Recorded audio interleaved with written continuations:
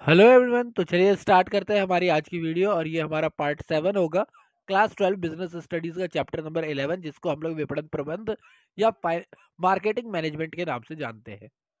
देखिए हमने इसके ऊपर ऑलरेडी 6 वीडियो बना रखी है, इसीलिए तो ये 7वां पार्ट है। इसके अंदर हमने पिछले वीडियोस में जो है मार्केटिंग मिक्स के बारे में पढ़ा था और मार्केटिंग मिक्स में हमारे 4 पी होते हैं। तो जिसका पहला पी हम लोग प्रोडक्ट मिक्स पढ़ चुके हैं, जिसके अंदर हमने लेबलिंग की बात की थी, पैकेजिंग की बात की थी। उसके बाद हमने कहते हैं लेबलिंग पैकेज ब्रांडिंग की बात की थी। प्राइस मिक्स की बात हो गई थी कि प्राइस जो होता है वो कितना जरूरी है, क्यों जरूरी है। अब हम बात करने वाले प्लेस मिक्स की। तो चलिए स्टार्ट करते हैं प्लेस मिक्स को। सबसे पहले जो आज हम पढ़ने वाले वो स्थान मिश्रण यानी प्लेस मिक्स की बात करने वाले हैं। इसको हम लोग भौतिक वितरण मिश्रण यानी कि फिजिकल डिस्ट्रीब्यूशन मिक्स भी कहते हैं। निर्माता से उपभोक्ता तक वस्तुओं की भौतिक गतिशीलता से संबंधित सभी गतिविधियां, जैसे all the activities related to the physical mobility of goods from from producer to consumer, यानी प्रोड्यूसर है या कंज्यूमर है, इससे यहाँ तक पहुंचने वाली जितनी भी एक्टिविटीज होंगी वो सारी हमारी किसके अंदर आएंगी, प्लेस मिक्स के अंदर आती है। तो सबसे पहली चीज है आदेश का प्रक्रियण यानी कि एक्टिविटी ऑफ ऑर्डर, यानी प्रोसेस ऑफ ऑर्डर कह सकते हो आप। क्या है कि ग्राहकों के ऑर्डर को समय पर उपलब्ध करवाना जिससे व्यवसायिक लाभ एवं शाख बढ़ेगी। यानी अगर आपके कंज्यूमर ने आपको ऑर्डर दिया है और अगर आप उस ऑर्डर को अवेलेबल करवा सकते हैं on time, if you can available the order of consumer on time, it will give you the it will give your business profit and also it will make your goodwill शाख यानी goodwill, it will help to increase your goodwill. आपको व्यापारिक लाभ तो होगा ही होगा, आपकी goodwill भी बढ़ेगी। सेकंड हमारा होता है ट्रांसपोर्टेशन यानी परिवहन।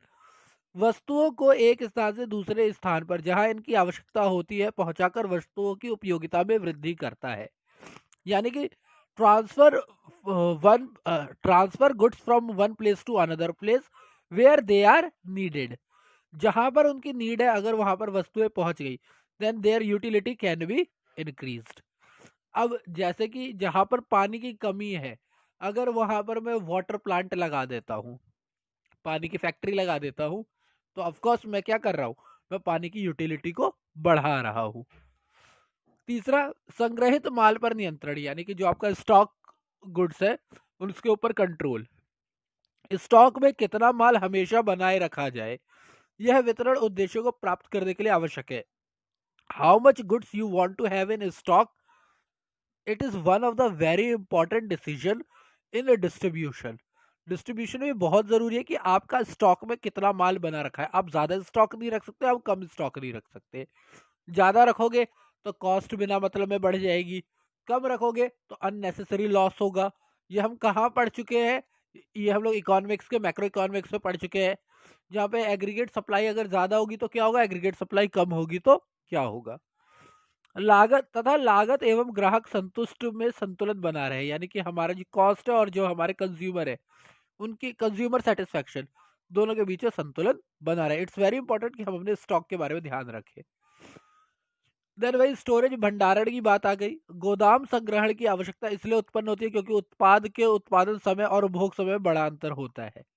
तो ये भी एक इम्पॉर्टेंट चीज है कि एक प्लेस हमें क्यों चाहिए, प्लेस हमें इसलिए चाहिए कि भैया हम चीजों को स्टोर कर सके। क्या होता है, चीजें बनती कभी और है, प्रोड्यूस कभी और होती है, कंज्यूम कभी और होती है। तो ये जो बीच का डिफरेंस आता है, ये इस टाइम के लिए हमें क्या करना पड़ेगा, स्टोर करना पड़ेगा। जैसे मैंने बहुत सारी मैन्युफैक्चरिंग कंपनी देखी है, ये जो हमारे यहाँ होती है ना, कहते हैं ये एक्सपोर्ट वाली जो कंपनियां होती हैं, ओखला वगैरह में तो बहुत ज्यादा है ऐसी। तो इन एरियाज में मैंने ये देखा है कि ये लोग क्या करते हैं, जो गर्मी का मौसम आता है उस टाइम पे इनके यहाँ जैकेट्स वगैरह बन रहे होते हैं, ठंड के कपड़े बन रहे होते हैं। क्यों? क्योंकि ठंड की डिमांड जो होती है ये यहीं से चालू कर चुके होते हैं और ठंड के टाइम पे इनके यहाँ गर्मी के कपड़े बन रहे होते हैं। तो यानी कि कपड़े जो है सीजन आने से पहले बन जाते हैं, ऑर्डर सीजन आने से पहले चला जाता है। तो क्या है, कपड़े बन ठंड में रहे, बिकेंगे गर्मी में, कंज्यूम गर्मी में होंगे। तो एक बहुत बड़ा डिफरेंस है। तो इसके लिए स्टोरेज जरूरी है। ठीक है, सेम चीज। और अगर आपको सबसे अच्छा समझ रहा है तो शैंपेन तो इसका बेस्ट एग्जांपल है। 70-70 साल स्टोर करके रखा जाता है उसे तो। ठीक है, तो अब हम बात करते हैं कि भैया ये जो डिस्ट्रीब्यूशन चेन होती है वो कितने टाइप की हो सकती है। तो डिस्ट्रीब्यूशन चेन में देखो सबसे पहली होती है हमारी डायरेक्ट चेन। डायरेक्ट मीडिएटर, इसमें क्या होता है, सीधा प्रोड्यूसर होता है, सीधा कंज्यूमर होता है, बात खत्म, कोई दिक्कत नहीं। जो बना रहा है उससे हम खरीदते हैं, बात खत्म, हो गया, डील डन। जैसे हमारी हलवाई की दुकान, समोसा उसने बनाए, हमने खरीदे, बात खत्म। देन होता है हमारा इनडायरेक्ट मीडिएटर, यानी इनडायरेक्ट चेन होती है। इसमें क्या होता है, एक हमारा कंज्यूमर होता है, एक हमारा रिटेलर होता है, एक हमारा कंज्यूमर होता है। प्रोड्यूसर, रिटेलर और कंज्यूमर, इसमें बीच में एक बंदा आ रहा है, इसीलिए इसको हम लोग एक स्तरीय कहते हैं, यानी कि सिंगल स्टेज कहते हैं, सिंगल लेवल कहते हैं, ठीक है। प्रोड्यूसर, रिटेलर और हमारा कौन, कंज्यूमर। ये आप वो ले लो, आप इसको इसका बेस्ट एग्जांपल आप ऐसे ले लो, ये जो आपकी मदर डेयरी वगैरह की दुकानें होती है, मदर डेयरी जो होता है दिल्ली में लक्ष्मी नगर के इलाके से ये सारा माल निकलता है इकट्ठा, रात के वक्त तो निकलता है, सुबह सुबह आपके एरिया में जितने भी मदर डेयरी के आउटलेट है वहां पर पहुंच जाता है और वहां से सीधा आप खरीद लेते हो। तो क्या होता है, प्रोड्यूसर, सीधा रिटेलर और उसके बाद ग्राहक। तीसरा हमारा आता है जिसको हम टू स्टैंडर्ड, डबल स्टैंडर्ड या डबल स्टेज कहते हैं। इसमें हमारा प्रोड्यूसर होता है, होलसेलर होता है, रिटेलर होता है और कंज्यूमर होता है। प्रोड्यूसर, होलसेलर, रिटेलर और कंज्यूमर। इसका एग्जांपल आप कहाँ देख सकते हो, तो इसका एग्जांपल आप बेसिकली देख सकते हो गारमेंट शॉप्स में। गारमेंट शॉप्स में बड़े इजीली इसका एग्जांपल देख सकते हो कि कंपनी जो होती है वो पहले स्टॉक पहले होलसेलर के पास ले जाती है, फिर होलसेलर जो होता है वो कहते हैं रिटेलर के पास, और वहां से हमारे पास पहुंचता है, ठीक है। और उसके बाद एक ट्रिपल लेयर होता है, यानी थर्ड, थ्री लेवल में एक एजेंट हमारा अलग से आ जाता है। जब प्रोड्यूसर सामान बना ही रहा होता है तो एजेंट का काम होता है कि वो प्रोड्यूसर और ये जो होलसेलर है इसके बीच के लिंक का काम करे। प्रोड्यूसर क्या बना रहा है ये एजेंट उसकी इंफॉर्मेशन होलसेलर को देता है, एंड देन वहां से हम लोग काम करते हैं। अब बहुत सारी चीजें वितरण के माध्यम वगैरह हो जाते हैं, जिसमें जैसे आप देख रहे हो कि चेन, मैकडोनल्ड्स की चेन है, डोमिनोज की चेन है, ये कई सारी चीजें हैं जो आप यहाँ से लेकर के अभी ग्रेजुएशन तक पढ़ोगे, ठीक है। देन हम लोग बात करते हैं संवर्धन की। संवर्धन जो होता है वो होता है प्रमोशन की, आप किस तरीके से अपने प्रोडक्ट को प्रमोट कर सकते हो। देखो क्या होता है, ये लास्ट पी है हमारा, चौथा पी, प्रमोशन। हमारा प्रोडक्ट हो गया, प्राइस हो गया, प्लेस हो गया, अब हम कर रहे हैं प्रमोशन के बारे में। तो देखो प्रमोशन क्या होता है कि विपणनकर्ता द्वारा संचार के विभिन्न उपकरण या तत्वों को अपने ग्राहकों को सूचना देने तथा उनके आग्रह करने हेतु अपनाया जाता है। यानी एक जो हमारा मार्केटियर होता है वो क्या करता है, डिफरेंट कम्युनिकेशन के जो मीडियम होते हैं उनके एलिमेंट्स का यूज करके वो अपने कंज्यूमर्स तक इंफॉर्मेशन पहुंचाता है और उनसे रिक्वेस्ट करता है ताकि वो उसके प्रोडक्ट को क्या करे, अपनाए। ये हमारा क्या कहलाता है, प्रमोशन कहलाता है। अब कौन कौन से एलिमेंट हो सकते हैं, तो पहली चीज तो होती है, जो एलिमेंट हो सकता है वो होता है, पहला होता है हमारा विज्ञापन, यानी कि एडवर्टीजमेंट।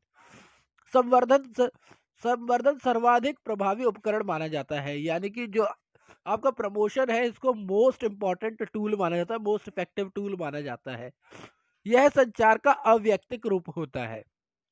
विज्ञापन जो होता है वो संचार का अव्यक्तिक रूप होता है, यानी कि ये non human form of communication होता है जो विपणनकर्ता द्वारा अपने उत्पाद या सेवा के संवर्धन के लिए अपनाया जाता है। एडवर्टीजमेंट एक मार्केटियर जो है वो इसको अडेप्ट करता है टू प्रमोट हिज प्रोडक्ट और सर्विस, गुड्स और सर्विस, और इसके लिए वो क्या करता है, भुगतान करता है, यानी कि ही पेज फॉर इट, ठीक है।